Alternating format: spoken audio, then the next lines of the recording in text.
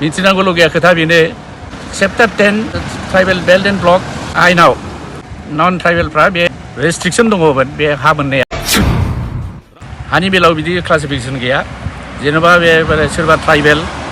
सोरबा schedule caste आरो सोरबा ओबीसी बिदि खालामनानै बिसोरो हा एलटमेन्ट होदों 6 शिड्यूल होनोबा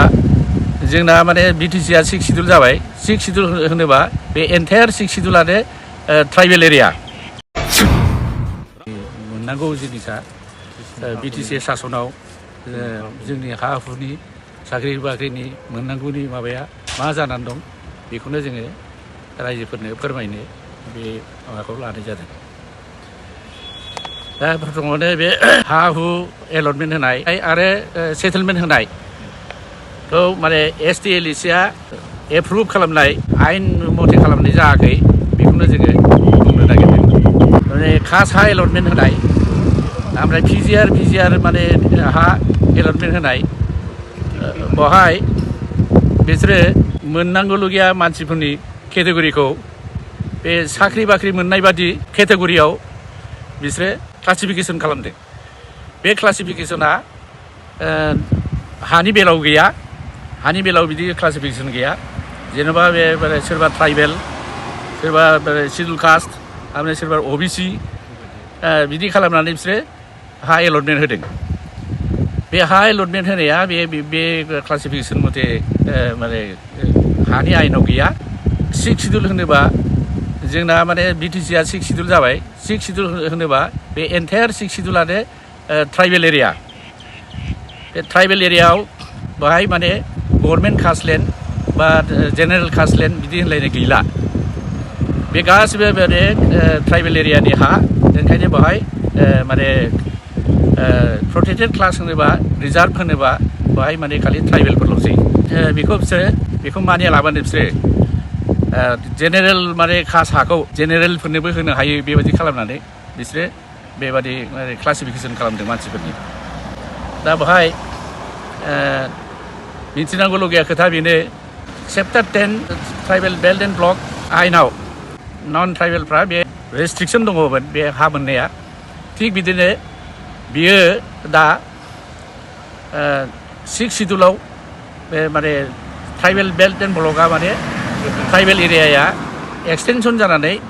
बारायनानै दा 6 शिड्यूलाबो नटिफाइड ट्राइबेल एरिया ओंखायनो बेवहाय बे प्रोटेक्टेड क्लास होनोबा बे दस्रा नन ट्राइबेलफ्रा बेवहाय प्रोटेक्टेड क्लास नंला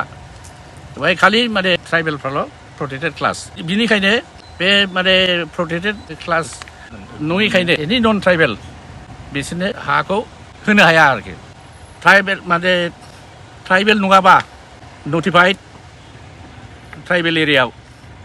बे कास्टलेन्डबाबो गभर्नमेन्ट कास्टलेन्ड होनोबा बियो गासिबो माने 6 शिड्यूलनि हा जाजोब्बाय बियो गतिके बेखौ नन ट्राइबेलफोरनो बेखौ एलटमेन्ट बा सेटेलमेन्ट होनो हाया 6 शिड्यूलनि 4.3 ए बि बेवहाय रेस्ट्रिक्शन होनाय दङ बे माने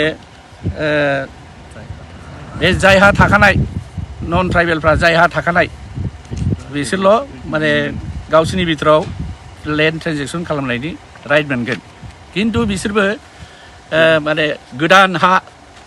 बे माने खास हा बेखौ बिसोर एलटमेन्ट मोना बिसोरो हा थाखानायफ्रा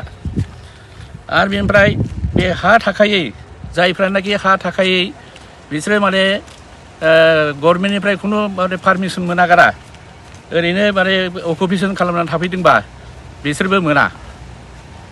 अकुपेसन खालामनानै थानाया बेयो पार्मानेन्ट रेसिडेन्ट नङा बियो गतिके बियो मोना बियो माने माबा भटार कार्ड रेशन कार्ड बिदि देखायनानै बिटिसि गभर्नमेन्टआ बेखौ पार्मानेन्ट रेसिडेन्ट होननानै बेखौ माने लेन्ड होनायनि बिसोरो प्रप'जाल खालामदों आरोखि बेखौनो बिसोरो प्रप'जाल खालामदों खिन्थु बियो एक्सुवेलि आइन मथे बे नङा बिसोरो माने प्रोटेक्टेड क्लास नङा बिसोरो प्रोटेक्टेड क्लासबो नङा आरो पार्मानेन्ट रेसिडेन्टबो नङा आनअथराइज जायगायाव थाफैनाय एनक्ल'जार हिसाबै थाफैनायसो बिसोरो गतिके बिसोरो लेन्ड एलटमेन्ट बा सेटेलमेन्ट मोना आरोखि बे मोनैफोरखौनो दाख्लैनि बे SDLSC माने प्रप'जालाव एप्रुभ खालामजोबदों एप्रुभ खालामजोबनायखौ दा BTCनि माबायाव टेबोलाव दङ बे माने बे इलिगेल बेखौनो बयबो दा आपत्ति खालामनांगौ जोंबो आपत्ति खालामगासिनो दङ बेखौ रायजोफ्राबो आपत्ति खालामफानांगौ आरोखि आरो ओमफ्राय बेहायनो मोनसे आरो खोथा दङ स्टेट गभर्नमेन्टआ इलिगेल भाबै 2024आव गरखा होननाय मोनसे कमिउनिटिखौ बिसोरो गरखा होननाय मोनसे कमिउनिटिखौ बिसोरो प्रोटेक्टेड क्लास नटिफिकेसन होनानै प्रोटेक्टेड क्लास खालामनानै होदों बेबो इलिगेल मानो होनना बुंबा फार्स्ट अफ अल 6 शिड्युल जानायनि लगे लगे बहाय खुनु दस्रा कमिउनिटिया आदार देन ट्राइबेल दस्रा कमिउनिटिया प्रोटेक्टेड क्लास नंला सेकेन्डलि स्टेट गभर्नमेन्टआ BTC गभर्नमेन्टनि हा हुनि माने एडमिनिस्ट्रेसनाव खुनु इन्टारफेयार खालामनो हाला आरोखि दा बेवहाय बिसोरो गरखा होननाय गोदान कमिउनिटिखौ